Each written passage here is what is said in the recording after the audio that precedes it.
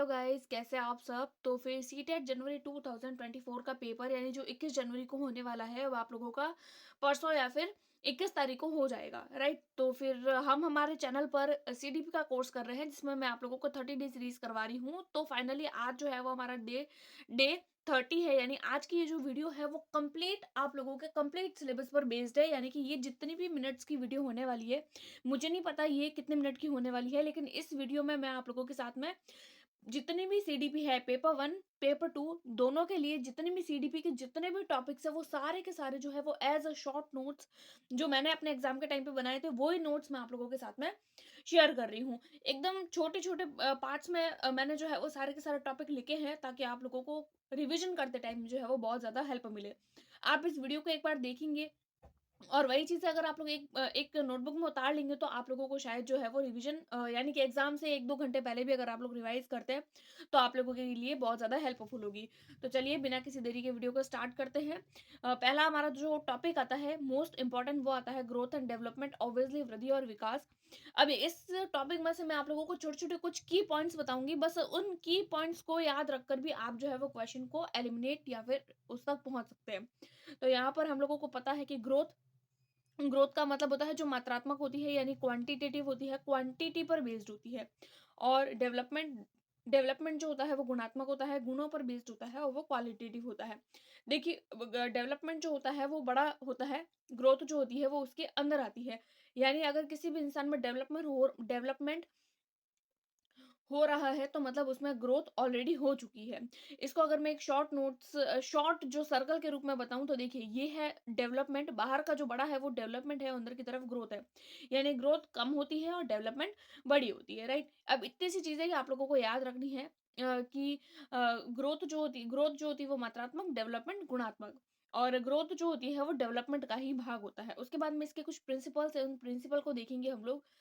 सबसे पहला आता है इंटीग्रेशन एंड इंटरलेशन, यानी कि ग्रोथ के जितने भी यानी हमारे बॉडी में अगर कोई भी चीज जो ग्रोथ कर रही है तो जितने भी तरीके की ग्रोथ एंड डेवलपमेंट होते हैं, डेवलपमेंट इंसान के अंदर जितना भी हो रहा है वो सब आपस में इंटर रिलेटेड होते हैं। यानी अगर एक चीज डेवलप हो रही है तो दूसरी चीज उससे रिलेटेड होगी। इसी को हम लोग इंटर रिलेशन का जो प्रिंसिपल बोलते हैं। उसके बाद में आता है स्पाइनल नेचर। स्पाइनल नेचर का मतलब होता है इस तरीके से डेवलपमेंट होना, यानी पहले ज्यादा होगा, फिर धीरे से कम हो जाएगा, फिर से ज्यादा होगा, फिर वापस कम होगा, फिर से ज्यादा होगा। इस तरीके से ह्यूमन बीइंग जो होता है उसके अंदर डेवलपमेंट चलता रहता है। उसके बाद में आता है जनरल टू स्पेसिफिक, यानी कि हमारी बॉडी के अंदर या हमारा जो जितना भी डेवलपमेंट होता है उसके जितने भी पार्ट्स है डेवलपमेंट के उसमें सारे के सारे पहले जनरल चीजें जो है वो डेवलप करेगी, उसके बाद में डेवलपमेंट जो होता है वो स्पेसिफिक चीजों की तरफ जाता है। तो इस लाइन को आप लोग थोड़ा याद रखिएगा। डेवलपमेंट से रिगार्डिंग बहुत बार पूछा गया है कि जो डेवलपमेंट होता है वो जनरल टू स्पेसिफिक होता है, स्पेसिफिक टू जनरल होता है, या इस तरीके से। तो आप लोग ध्यान रखिएगा डेवलपमेंट जो होता है वो G to S होता है, जी फिर टू एस। तो इस तरीके से आप लोग इसको याद रख सकते हैं। उसके बाद में आता है हेरिडिटी एंड एनवायरनमेंट। ये चीज़ भी आप लोगों को बार-बार क्वेश्चन में देखने को मिलेगी कि हमारा जो डेवलपमेंट होता है वो जो होता है वो हेरिडिटी और एनवायरनमेंट का मल्टीप्लिकेशन होता है। यानी हेरिडिटी भी इम्पोर्टेंट है और एनवायरनमेंट भी इम्पोर्टेंट है। दोनों चीज़ें होती है तभी इंसान का डेवलपमेंट होता है। अगला जो हमारा प्रिंसिपल है वो है मैच्योरेशन, यानी डेवलपमेंट तभी होता है जब हम मैच्योर होते हैं और मैच्योर तभी होते हैं जब हमारे डेवलपमेंट होता है। तो दोनों चीज़ें आपस में रिलेटेड है। फिर आता है कॉन्टिन्यूअस, यानी कि जो हमारा डेवलपमेंट होता है वो कंटिन्यू होता है। कंटिन्यू यानी कि लाइफ टाइम चलता है, डेवलपमेंट लाइफ लॉन्ग चलता है, जन्म से लेकर मृत्यु तक। यानी कि जब से आपका बर्थ हुआ है, जब जब आपकी डेथ होगी, डेथ तक भी आपका डेवलपमेंट, आप लोगों का मेंटल डेवलपमेंट होगा, मोरल डेवलपमेंट होगा, फिजिकल डेवलपमेंट होगा, हर तरीके का डेवलपमेंट, सोशल डेवलपमेंट, जितने भी डेवलपमेंट इंसान के अंदर होते हैं वो सब तरीके के डेवलपमेंट जो होते हैं वो ह्यूमन बीइंग में कॉन्टिन्यूअस चलते रहते हैं। उसके बाद में आता है इंडिविजुअल डिफरेंसेस का प्रिंसिपल। इंडिविजुअल डिफरेंसेस का जो प्रिंसिपल होता है, यानी हर इंसान के अंदर डेवलपमेंट जो होता है वो अलग अलग तरीके से होता है। हो सकता है किसी में सामाजिक विकास पहले हो गया हो सकता है किसी में बाद में हो सकता है कि किसी में फिजिकल डेवलपमेंट बहुत ज्यादा जल्दी हो गया हो, किसी में थोड़ा सा लेट हुआ हो। तो हर कोई इंडिविजुअल अपने अपने हिसाब से जो है वो ग्रोथ और डेवलप करते हैं। होता जरूर है डेवलपमेंट, लेकिन सबका अपना समय आता है। हर किसी के इंडिविजुअली जो होती है उसकी सोसाइटी के बेस पर, कई बार डेवलपमेंट जो होता है वो सोसाइटी पर भी डिपेंड करता है, कई बार हमारी जो है वो हेरिडिटी पर भी डिपेंड करता है, कई बार हमारे एनवायरनमेंट पर भी डिपेंड करता है। इस तरीके से सारी की सारी चीज़ें जो होती है वो हर मनुष्य में अलग-अलग होती है। तो ये कुछ डेवलपमेंट के प्रिंसिपल थे। उसके बाद में हम लोग देखते हैं डायरेक्शंस, यानी डेवलपमेंट के डायरेक्शंस। देखिए ये जो है ना वो वेरी वेरी इंपॉर्टेंट है। देखिए अभी की ये जो क्लास है ना, इसके अंदर मैंने सारी चीज़ें वही डाली है जो बहुत ज़्यादा इंपॉर्टेंट है, मैक्सिमम टाइम पूछी जाती है। यानी 30 नंबर के क्वेश्चंस में से आप लोगों को 20 नंबर के क्वेश्चंस जो है वो इसी में से मिल जाएंगे। इस चीज़ की तो मैं आप लोगों को 100% श्योरिटी के साथ कह सकती हूँ। 20 प्लस तक के क्वेश्चन आप लोगों को सिर्फ और सिर्फ इन 3 से 4 पेजेस के अंदर मिल जाएंगे। तो फिर हमारी जो डायरेक्शंस होती है वो 2 तरीके की होती है। पहली होती है सिफेलोकॉर्डल और सेकंड होती है प्रॉक्सिमोडिस्टल। सिफेलोकॉर्डल का मतलब होता है हेड टू टो, प्रॉक्सिमोडिस्टल का मतलब होता है सेंटर टू पेरिफेरी। आप लोग ध्यान रखिएगा, बहुत बार पूछा जाता है। सिफेलोकॉर्डल का मतलब होता है हेड टू टो या टो टू हेड, तो आप लोगों को डायरेक्ट पता होना चाहिए कि सेफेलोकॉर्डल मतलब हेड टू टो, प्रॉक्सिमोडिस्टल यानी सेंटर टू पेरिफेरी। तो ये भी थोड़ी इंपॉर्टेंट है, इसको ध्यान रखिएगा। उसके बाद में आता है स्टेजेस, यानी डेवलपमेंट की स्टेजेस होती है। जनरली हम लोगों को 5 स्टेजेस दी गई है। सबसे पहली आती है इन्फेंसी। देखिए ये जो स्टेज है ना, इसमें से भी क्वेश्चन पूछे जाते हैं। मैं कह रही हूँ ना, आप लोगों को हर ये चीज़ जो है वो इम्पोर्टेंट है। एक-एक शब्द, एक-एक लाइन आप लोगों को ध्यान से पढ़नी है इस वीडियो में। देखिए 5 स्टेजेस है इन्फेंसी, आप लोगों को एजेस पूछी जाएगी इनमें। इन्फेंसी की 0 टू 2 ईयर होती है। अर्ली चाइल्डहुड 2, देखिए ये 2 लिखा हुआ है, 2 टू 6 ईयर होता है। लेटर चाइल्डहुड 7 से 11 होता है। एडोलेसेंस 11 12 टू 18 टू 19 ईयर, और एडल्टहुड 20 अबव, यानी 20 के बाद में। उसके बाद में हम लोग देखते हैं डेवलपमेंट। देखिए डेवलपमेंट जो होता है, डेवलपमेंट जो होता है वो गुणनफल होता है, यानी मल्टीप्लाई होता है हेरिडिटी का और एनवायरनमेंट का। आप लोगों से पूछ लिया जाएगा, बहुत बार इससे क्वेश्चंस पूछे जाते हैं ये हेरिडिटी और एनवायरनमेंट में से, कि डेवलपमेंट जो होता है वो इंटर रिलेशन किससे, उसका इंटर रिलेशन होता है, सिर्फ हेरिडिटी से या सिर्फ एनवायरनमेंट से या दोनों से, या दोनों में से कोई नहीं। तो डेवलपमेंट में अगर हेरिडिटी और एनवायरनमेंट की बात आती है, मतलब ये दोनों ही आप लोगों को क्लिक करने होंगे। उसके बाद में आता है फैक्टर्स, कि डेवलपमेंट को कौन कौन से फैक्टर्स जो होते हैं वो इफेक्ट डालते हैं। सबसे पहला आता है इंटरनल, उसके बाद में आता है एक्सटर्नल। देखिए एक्सटर्नल जो अगर हम बात करते हैं तो ऑब्वियसली हमारी सोसाइटी जो एक्सटर्नल होती है, हमारी सोसाइटी या फिर हमारा एनवायरनमेंट। उसके बाद में आता है इंटरनल डेवलपमेंट। इंटरनली कौन कौन सी चीज़ें हैं जो हमारे डेवलपमेंट को इफेक्ट डालती है।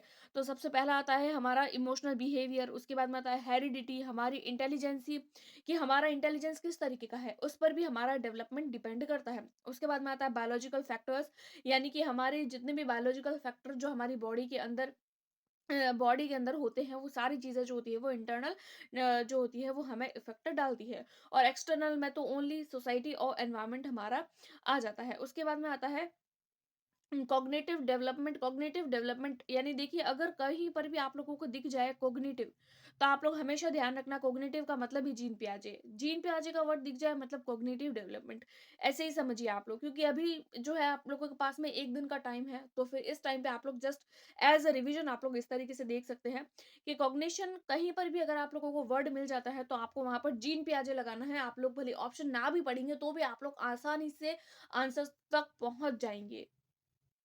तो देखिए जीन पियाजे ने अपनी 4 स्टेजेस दी है कॉग्निटिव डेवलपमेंट की। ये थोड़ा सा इंपॉर्टेंट है, आप लोग ध्यान रखिएगा। सबसे पहली आती है सेंसरी मोटर, जो होती है बर्थ से लेकर 2 ईयर तक, यानी बर्थ से स्टार्ट होती है और 2 ईयर तक चलती है।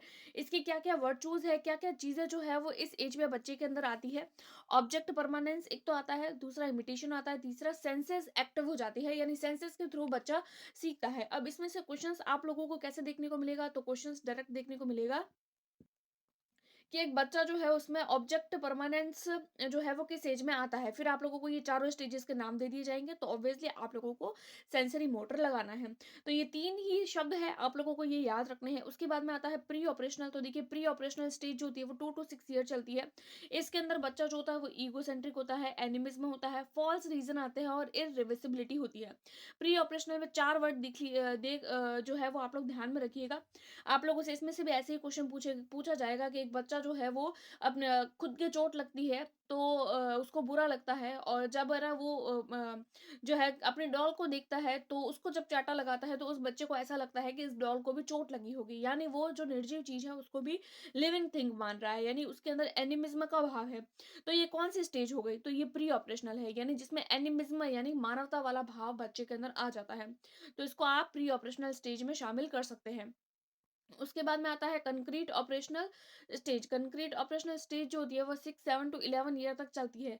रिवर्सिबल थिंकिंग होती है बच्चे के अंदर, सीरिएशन, कंज़र्वेशन, क्लासिफिकेशन। देखिए ये जो 3 लाइनें हैं ना, 3 शब्द, सीरिएशन, कंज़र्वेशन, क्लासिफिकेशन, ये बहुत ही ज़्यादा इंपॉर्टेंट है। आप लोगों से बार-बार पूछे जाएँगे कि बच्चे के अंदर सीरिएशन आ रहा है, यानी आरोही, अवरोही, उतार-चढ़ाव के बारे में, यानी एक रास्ते से बच्चा जा रहा है, उसी रास्ते से वापस आता है, तो बच्चे को वो जो है वो चीज़ मिल जाती है। क्लासिफिकेशन, किसी भी चीज़ को क्लासिफाई करना, इस तरीके की चीज़ें अगर आप लोगों को देखने को मिलेगी, तो आप लोगों को कंक्रीट ऑपरेशनल स्टेज लगाना है। ट्रांजिटिविटी आ जाती है, यानी कि बच्चा जो है वो घर से स्कूल तो चला जाएगा, साथ-साथ में स्कूल से घर भी आ सकता है इस स्टेज में। ये स्टेज जो ऐसी होती है जिसके अंदर लॉजिक बिगिन्स, यानी कि कंक्रीट जो थिंग्स होते हैं उसके लिए जो है वो बच्चे के अंदर लॉजिक स्टार्ट हो जाते हैं। उसके बाद में आती है फोर्थ स्टेज। फोर्थ स्टेज में क्या बोला है, सबसे लास्ट जो है वो 11-12 साल से स्टार्ट होती है और लाइफ लॉन्ग चलती है। एब्स्ट्रैक्ट थिंकिंग आती है और हाइपोथेटिको डिडक्टिव रीजनिंग बच्चे के अंदर आ जाती है। आप लोग ध्यान रखिएगा, हाइपोथेटिको डिडक्टिव रीजनिंग आप लोगों से बार बार पूछा जाएगा, तो आप लोग थोड़ा ध्यान रखिएगा।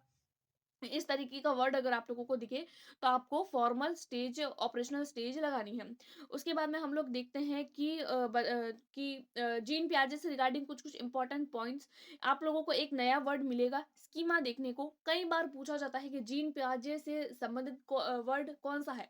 तो वहाँ पे आप लोगों को स्कीमा वर्ड दे दिया जाएगा। मैंने जब प्रीवियस ईयर कराए हैं, तो मैंने आपको बताया भी है, स्कीमा से रिगार्डिंग बहुत सारे क्वेश्चन, और डायरेक्ट ऐसा ही क्वेश्चन पूछा गया है कि स्कीमा जो है वो किससे रिगार्डिंग है, किससे रिलेटेड है, कौन से मनोवैज्ञानिक ने जो है वो स्कीमा के बारे में बताया है, तो ऑब्वियसली जीन पियाजे ने। तो एक तो वर्ड आप लोगों को ये ध्यान में रखना है। दूसरा आप लोगों को 2 वर्ड और ध्यान रखने हैं, एक आता है एसिमिलेशन, एक आता है एकोमोडेशन। आप लोगों से क्वेश्चन पूछ लिया जाएगा, ऐसा क्वेश्चन पूछ लिया जाए जिसमें बच्चा जो है वो कोई भी नई तरीके की जानकारी प्राप्त कर रहा है, यानी जो कुछ भी अपने दिमाग के अंदर जब वो नया ऐड कर रहा है ना, कि उसको पहले कुछ भी पता नहीं है उससे रिलेटेड, लेकिन अगर वो नया कुछ ऐड करने की कोशिश कर रहा है, तो उसको आप एसिमिलेशन बोलेंगे।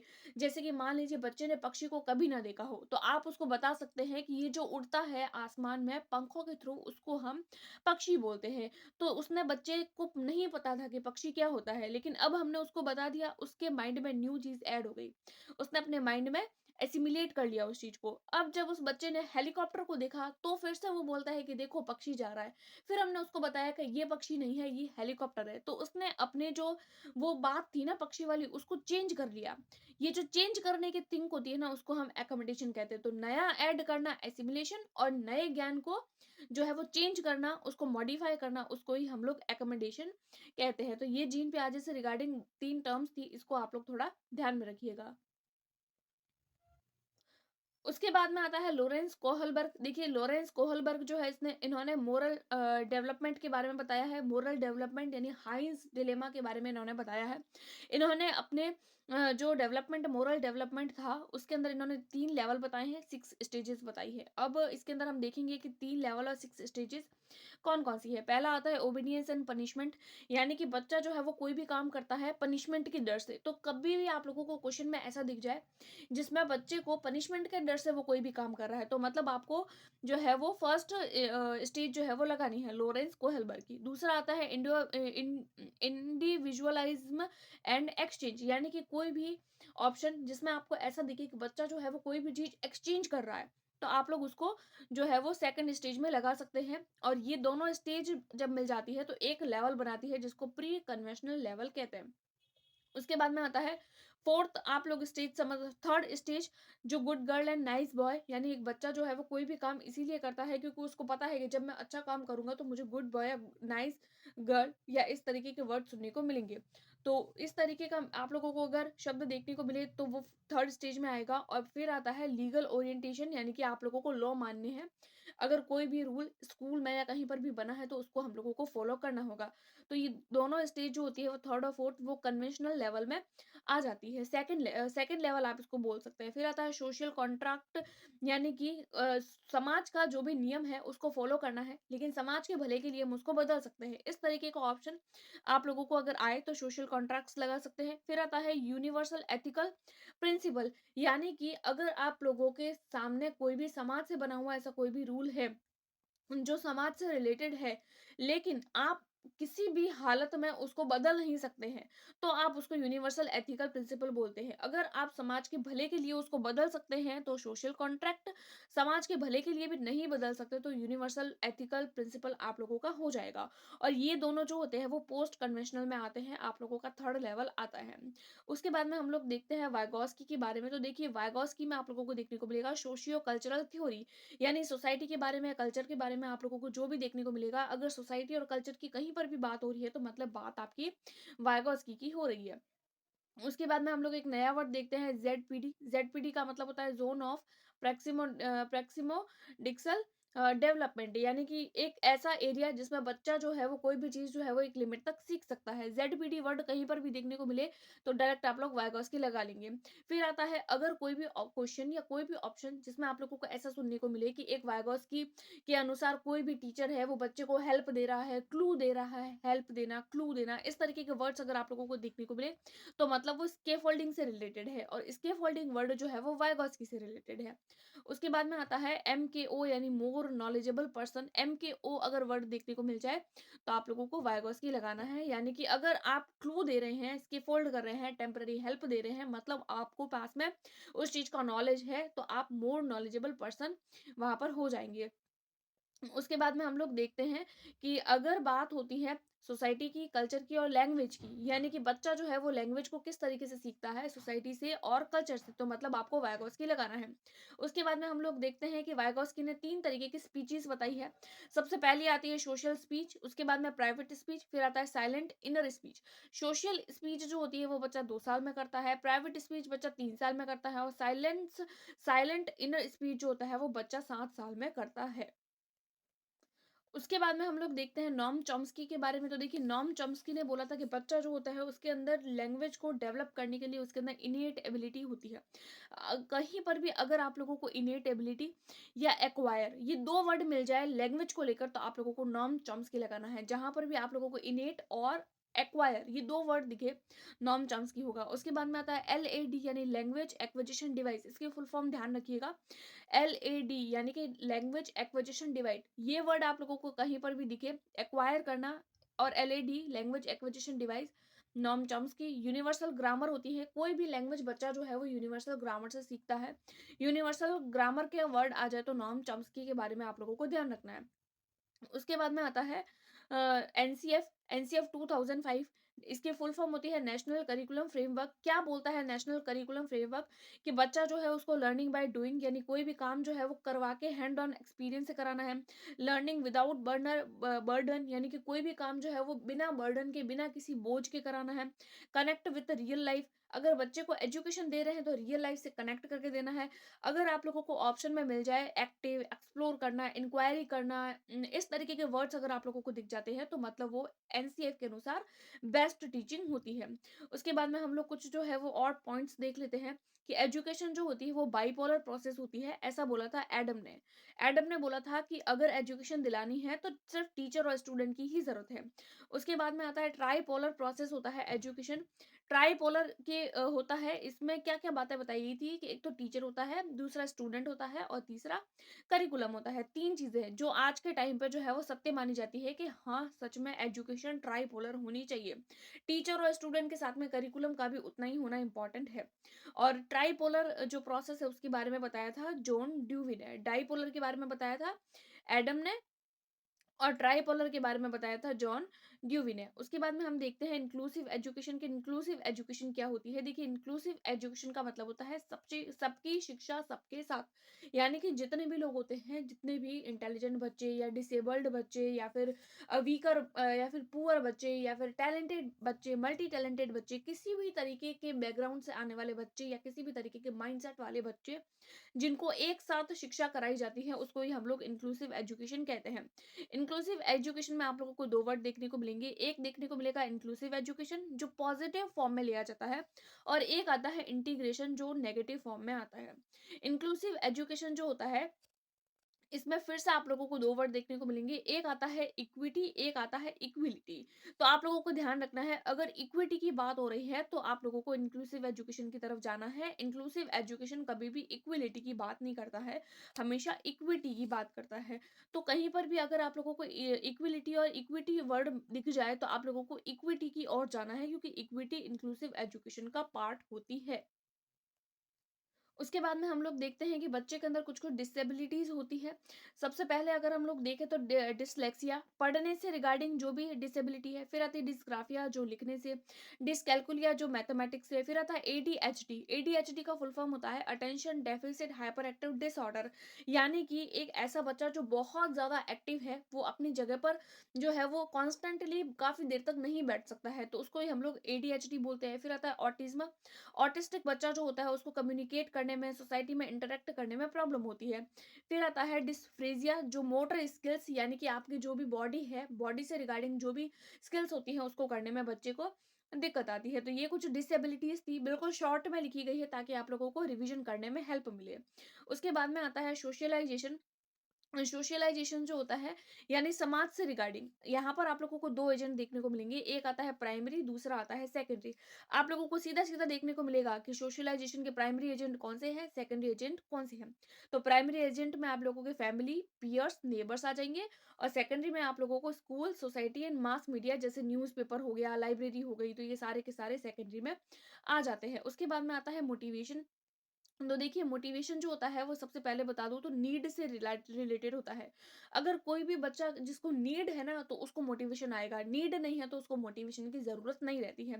अब मोटिवेशन में 2 वर्ड्स आते हैं इंटरनल और एक्सटर्नल, यानी एक मोटिवेशन जो इंटरनल होता है, एक मोटिवेशन जो एक्सटर्नल होता है। इंटरनल का मतलब है अगर कोई भी काम बच्चा अपने इंटरेस्ट के साथ कर रहा है, इंटरेस्ट अगर उस काम को करने में बच्चे को आ रहा है मतलब बच्चा इंटरनली मोटिवेटेड है। लेकिन अगर कोई भी बच्चा जो है वो प्राइज़ के, सैलरी के या रिवॉर्ड्स के, मार्क्स इन सब की चीज़ों के चक्कर में अगर वो पढ़ाई कर रहा है या कोई भी काम कर रहा है तो मतलब वो एक्सटर्नल मोटिवेटेड है, यानी बाहर से उसको जो है वो प्राइज़ के लालच में काम कर रहा है या उसको पता है कि मुझे सैलरी मिलेगी इसीलिए वो काम कर रहा है। इंटरनली वो मोटिवेटेड नहीं है। तो ये आप लोग ध्यान रखिएगा, थोड़े से इंपॉर्टेंट है, मोटिवेशन से भी आप लोगों को क्वेश्चंस देखने को मिलेंगे, एक्सटर्नल मोटिवेशन से आप लोगों को क्वेश्चंस ज़्यादा देखने को मिलेंगे। उसके बाद में आता है इंटेलिजेंट। देखिए इंटेलिजेंस के बारे में जो है वो सर फ्रांसिस गाल्टन ने बताया था। सर फ्रांसिस गाल्टन की एक बुक भी थी हेरिडिटी एंड जीनियस। उसके बाद में आता है इंटेलिजेंट टेस्ट। तो इंटेलिजेंट टेस्ट जो है वो बिने ने दिए थे। इनको फादर ऑफ इंटेलिजेंस टेस्ट भी कहा जाता है। उसके बाद में आता है मेंटल एज। तो मेंटल एज के बारे में भी आप लोगों के बिनेट ने बताया था। उसके बाद में आता है कंसेप्ट ऑफ इंटेलिजेंट क्वेश्चन। देखिए कंसेप्ट के बारे में स्टर्न ने बताया था। और आईक्यू का जो फॉर्मूला था वो टर्मन ने दिया था। आईक्यू का फॉर्मूला टर्मन ने दिया था। आईक्यू का फॉर्मूला क्या था? आईक्यू बराबर एमए अपॉन सीए मल्टीप्लाई में 100। और यहाँ पर एमए की फुल फॉर्म होती है मेंटल एज और सीए की फुल फॉर्म है क्रोनोलॉजिकल एज।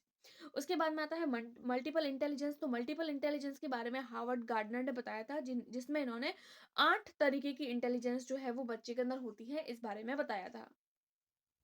सबसे पहली आती है 8 इंटेलिजेंस में से सबसे पहली आती है वर्बल लिंग्विस्टिक, यानी ऐसा इंसान या ऐसा ह्यूमन बीइंग जो जो बोलने में बहुत ज़्यादा एक्सपर्ट है तो उसके अंदर वर्बल लिंग्विस्टिक इंटेलिजेंस होगी। सेकंड जिसमें म्यूजिकल इंटेलिजेंस यानी जो म्यूजिक में अच्छा हो। थर्ड आता है लॉजिकल एवं मैथमेटिकल यानी जो मैथ्स में अच्छा हो, कैलकुलेशन में अच्छा हो।